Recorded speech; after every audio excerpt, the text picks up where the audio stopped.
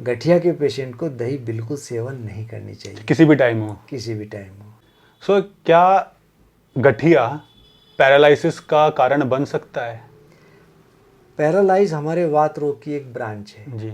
लेकिन पैरालाइज होने के मुख्यतः 3-4 कारण हैं। ऐसा क्यों है कि सर्दियों में ये अर्थराइटिस बढ़ जाता है?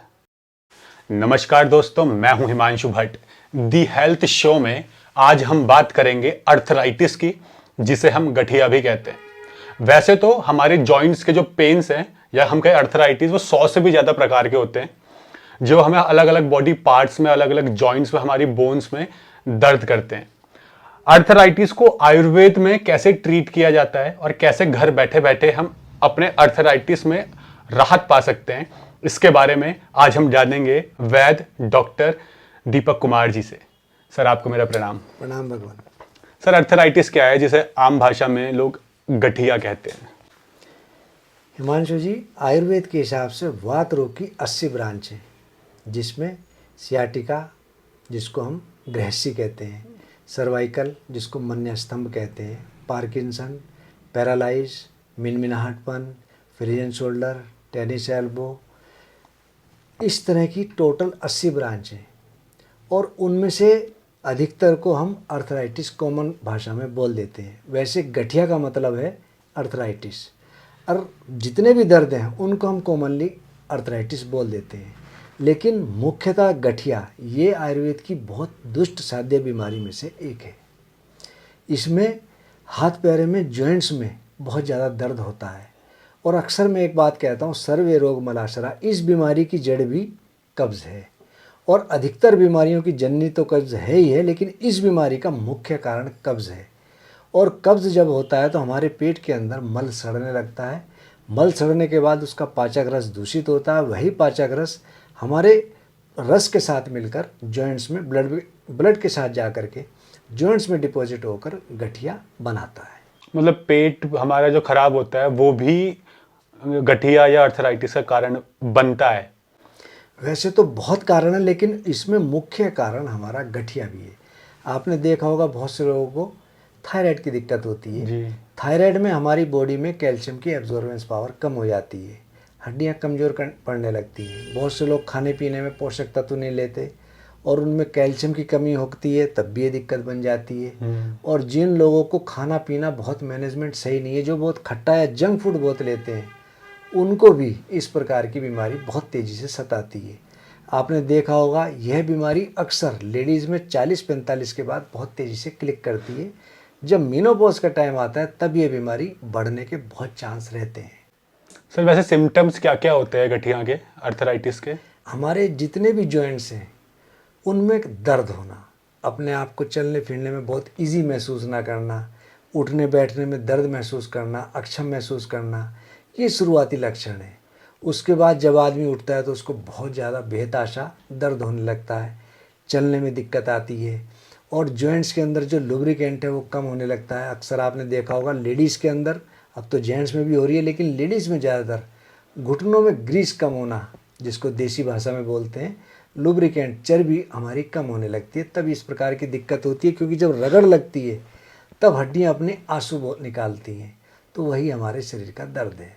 किस एज में अर्थराइटिस के लक्षण दिखने शुरू हो जाता है आमतौर पर आज के समय में? आज के समय में सब बातें गौण हो चुकी। वैसे तो अधिकतर ये माना जाता था कि 40-45 साल की उम्र में ये बीमारी क्लिक करती है, लेकिन अब देखा जा रहा है कि बच्चों में भी ये बीमारी बहुत तेज़ी से बढ़ रही है। आपके पास रोज अर्थराइटिस के, गठिया के पेशेंट आते हैं। सबसे छोटी एज का पेशेंट कौन सा आया है आपके पास आज तक? मेरे पास 5 साल की उम्र का बच्चा भी गठिया से आया है, ग्रसित होकर के। उसको पेरेंट्स से ही वो सब चीज़ें मिली है कि या पैदा होने के बाद वो बीमारी उसमें डेवलप हुई थी? पैदा होने के बाद शुरू के 1-2 साल तो बच्चे को कोई बता ही नहीं सकता कि बच्चे में क्या दिक्कत है, या बच्चा नहीं बता सकता कि उसको क्या दिक्कत है। लेकिन जब वो बोलता है, जब समझाता है, समझता है, चलने फिरने में अक्षम होने लगता है, तब इस प्रकार की दिक्कतें हम नोटिस करते हैं, तब पता लगता है कि इसको दिक्कत है। तो क्या सर, बच्चों में भी हेरिडिटी के साथ क्या अर्थराइटिस मिल सकता है उन्हें माँ बाप से? जो बीमारी माँ बाप में हो, बच्चों में होने के चांस बहुत ज़्यादा रहते हैं। डिलीवरी में अक्सर एक लोग कहते हैं कि हमारे घर में बच्चा हुआ है, और मैं इसके उलट एक बात और कहता हूँ कि बच्चे होने के साथ साथ दूसरा जन्म माँ का भी होता है। उस समय की जरा सी लापरवाही या जरा सी गलती हमें ज़िंदगी भर के लिए परेशान कर देती है। कभी कभी लेडीज़ को ऑपरेशन हुआ या डिलीवरी हुई, उसके बाद ठंडी हवा का झपका लग गया, तो ये मान के चलो कि उसको जो है परेशानी का दौर शुरू होने के चांस बन गए।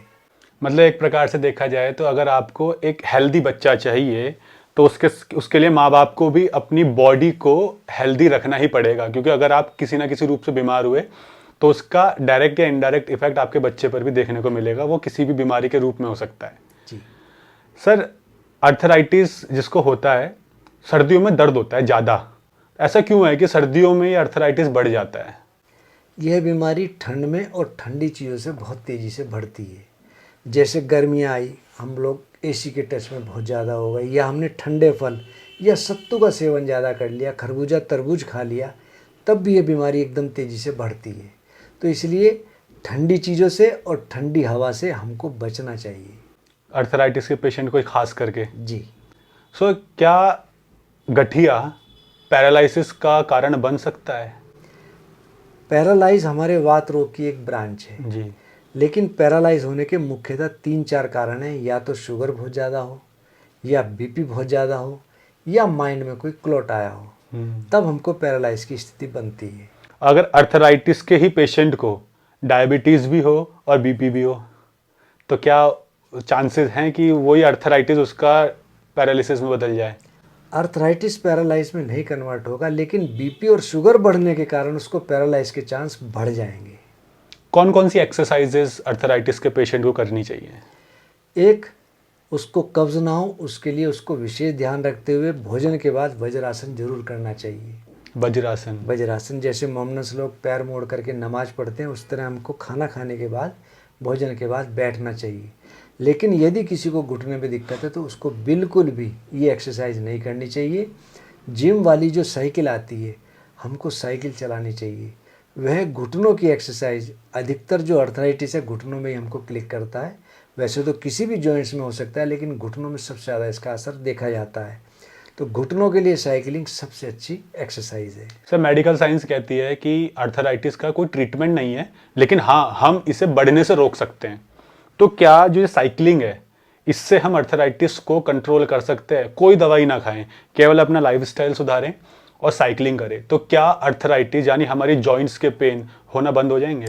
यदि हम अपना लाइफ स्टाइल सुधार लें तो आधी बीमारी तो हमारी वैसे ही ठीक हो जाती है। और खाने पीने में जो इस प्रकार की जो डाइट है, जैसे कि दही है, खटाई है, अचार है, अरहर, राजमा, छोले, अरबी, पालक और कटहल, इन चीज़ों से बहुत ज़्यादा बचना चाहिए। वात शामक कुछ हमारी चीज़ें हैं, जैसे कि बथुआ। इस मौसम में जो आदमी बथुए का सेवन करे उसको दर्द में बहुत लाभ मिलता है। और बथुए के साथ साथ मेथी है, मेथी का साग ले ले, सरसों का साग ले ले, मेथी का रोटी ले ले, उसको बहुत लाभ मिलता है। और सब फलों में भी बता रहा हूँ। और लहसुन इस बीमारी की बहुत अच्छी दवा है। ये बहुत अच्छा वात शामक है। बहुत से लोग लहसुन का सेवन नहीं करते। लहसुन में कोई दोष नहीं है सिवाय बांस के, वो बांस मारता है। अदरवाइज लहसुन गुणों की खान है। इसके सेवन से कोलेस्ट्रॉल भी बढ़ता है, और हमारे शरीर में खास तौर से सियाटिका या सर्वाइकल का असर हो, उसमें इसके सेवन से बहुत लाभ मिलता है। रही बात फलों की, जो सीजन के फल हैं, जो ठंडे ना हो, केला, तरबूज, खरबूजा, हमको इन फलों से बचना चाहिए। और आयरन वाली चीज़ जैसे कि हमारा ये सेब हो गया या मौसमी होगी, ये हमको खाना चाहिए। सर, दही कहते हैं कि दही भी अगर रात को खाओ तो जॉइंट्स पेन का कारण बनता है। तो अर्थराइटिस के पेशेंट को दही को किस हिसाब से खाना चाहिए ताकि उसको स्वाद भी मिले और उसको नुकसान भी ना हो? वैसे रात्रि में आयुर्वेद के हिसाब से दही निषेध है। नंबर 2, वात बढ़ाने वाली चीज़ें जो भी हम खाएंगे, यदि किसी को अर्थराइटिस है तो नुकसान करेगी। गठिया के पेशेंट को दही बिल्कुल सेवन नहीं करनी चाहिए, किसी भी टाइम हो। किसी भी टाइम हो। और इसके अलावा और कौन से डेयरी प्रोडक्ट्स है जो गठिया के पेशेंट को खाने चाहिए? जैसे डॉक्टर जनरली कहते हैं कि दूध कैल्शियम बढ़ाता है, आपकी हड्डियों के लिए फ़ायदेमंद होता है, लेकिन आज मार्केट में ना पैकेट वाले दूध है, और कई पैकेट वाले दूध हमारी सेहत को नुकसान पहुंचाते हैं क्योंकि प्रिजर्वेटिव्स हैं। तो कौन सा दूध इन गठिया के पेशेंट को पीना चाहिए और किस तरह से पीना चाहिए? देखो, दूध में दूध सबसे अच्छा है गाय का। जी। हमको गाय का दूध ही सेवन करना चाहिए। और गाय में भी हमारी जो देसी नस्ल की गाय हैं, चाहे वो साहिवाल हो, चाहे वो गिर नस्ल की हो या देसी हो, ये हमारी सबसे अच्छी हैं। जो इंडियन मूल की हैं उनकी गाय के दूध में सबसे ज़्यादा हमारे पोषक तत्व देखे जाते हैं। उसमें विटामिन्स, प्रोटीन्स, कार्बोहाइड्रेट्स सब कुछ प्रचुर मात्रा में है। और जो गाय के दूध में फैट है वो 3 से 4% है। भैंस के दूध में 12 से 13% है। और गठिया में हमारा वजन ना बढ़े इसका विशेष ध्यान रखना चाहिए। इसलिए जो कम फैट वाली चीज़ें हैं जैसे कि गाय का दूध है हम ले सकते हैं, उसमें कोई दिक्कत नहीं। सर ये तो गाय का दूध है, लेकिन पानी, वैसे तो कहते हैं जल ही जीवन है और हमारे शरीर के लिए जल बहुत महत्वपूर्ण है। हम और चीज़ों के बिना रह सकते हैं लेकिन जल के बिना नहीं रह सकते। लेकिन क्या गलत तरीके से पानी पीना अर्थराइटिस का कारण बन सकता है? जल है तो कल है जी। दुनिया में 70% हिस्से में जल है और हमारे शरीर के अंदर भी 70% जल है।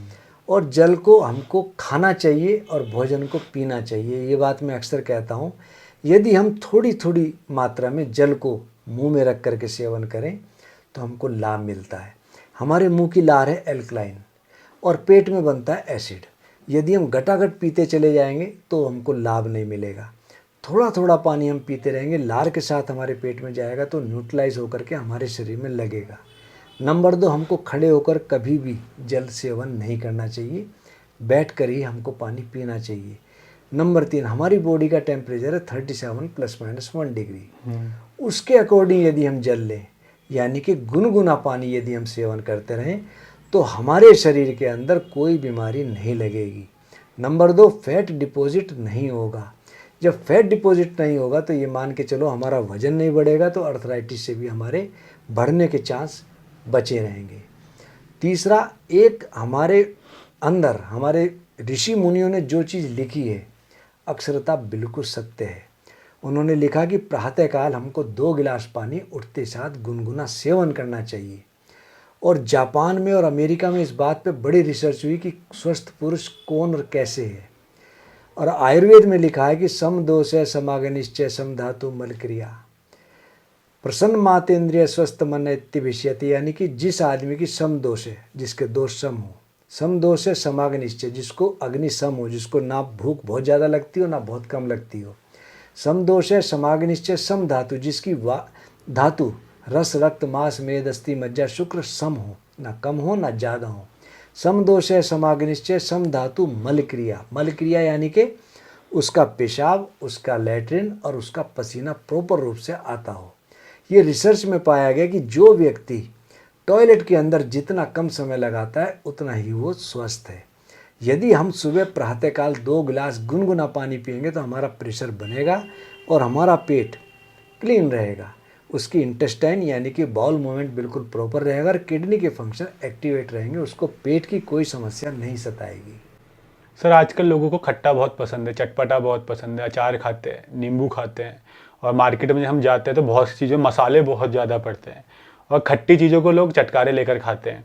तो क्या ये खट्टा जो है वो अर्थराइटिस के पेशेंट को परेशान कर सकता है? इस स्वाद ने ही हमारे शरीर का नुकसान किया। खटाई में नींबू नहीं आता। नींबू, आंवला और अनार ये 3 खट्टे होते हैं लेकिन खटाई वर्ग में नहीं आते। हम इनका सेवन करें तो कभी कोई दोष नहीं होता। दूसरा, खटाई में लोग टाटरी, साटरी या इमली इत्यादि का बहुत सेवन करते हैं जो कि अर्थराइटिस बनने का सबसे बड़ा कारण है। और जिनको अर्थराइटिस बन जाती है तो उसमें खटाई बहुत ज़्यादा नुकसान देती है। रही बात मसाले की, अब आप देखेंगे कि 80% लोग किसी ना किसी पिल्स के ऊपर जिंदा हैं जी। चाहे उनको बीपी हो चाहे उनको शुगर हो। ये मसालों के कारण हमारे शरीर में दोष बिगड़ रहे हैं और उसी के कारण हमारी बीमारी बहुत ज़्यादा बढ़ रही है। पहले आपने देखा होगा कि लोग बहुत सात्विक होते थे, उनको किसी प्रकार की कोई बीमारी नहीं होती थी। मजदूर तबका था, वो सिर्फ प्याज के साथ ही रोटी खाता था और सिर पर वजन लाद के रखता था कम से कम 50 किलो, आपने देखा भी होगा। और हरी मिर्च 2 उसके खाने में होते थे। दाल सब्जी बहुत रेयरली खाते थे।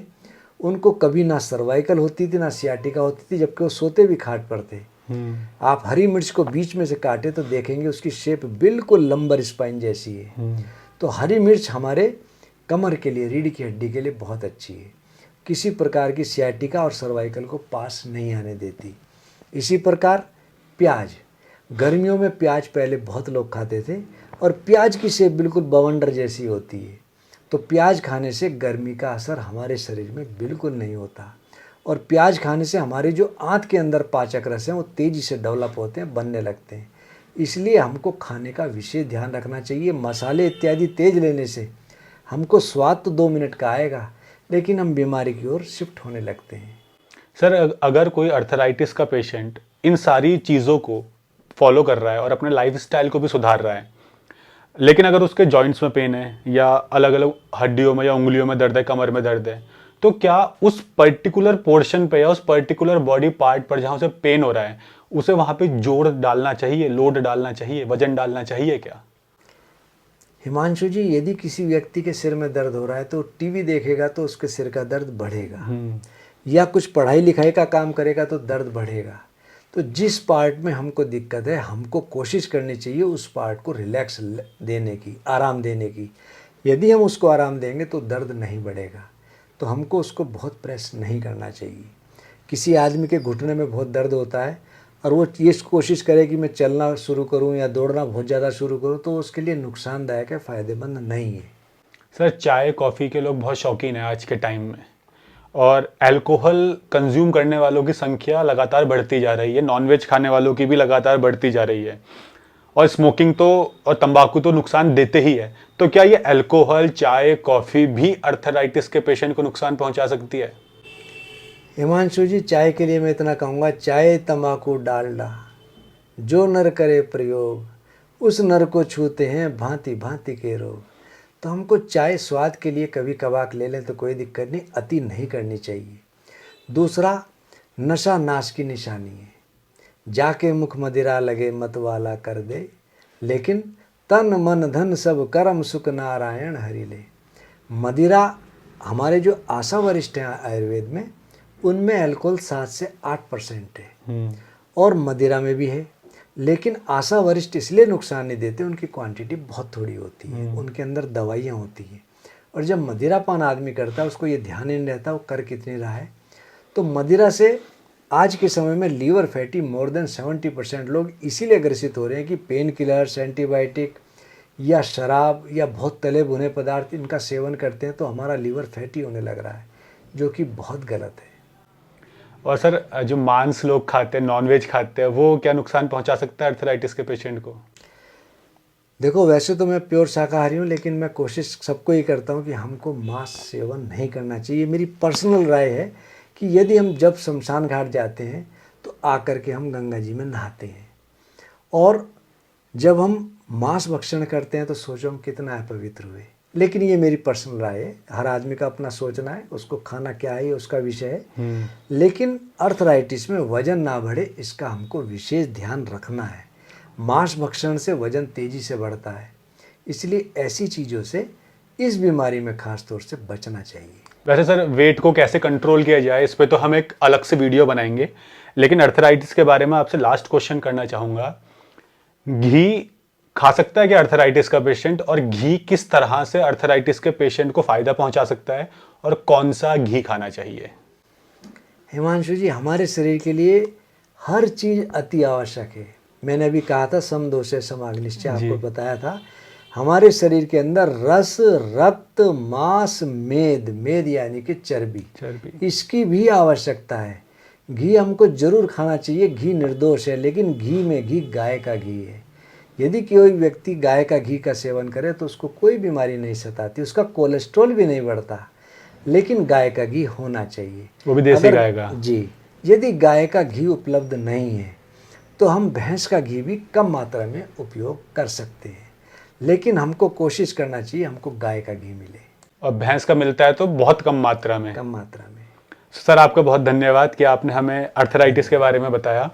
उम्मीद करते हैं आज की इस वीडियो से अर्थराइटिस के बारे में आपने काफ़ी कुछ जाना होगा, जिससे आप घर बैठे बैठे अपने अर्थराइटिस को कंट्रोल कर सकते हैं, उसे बढ़ने से रोक सकते हैं और इलनेस से वेलनेस की तरफ बढ़ सकते हैं। अर्थराइटिस के बारे में और आपके जीवन में हेल्थ से जुड़ी हुई प्रॉब्लम्स के बारे में आप जो भी क्वेश्चंस करना चाहते हैं आप नीचे कमेंट बॉक्स में लिख सकते हैं।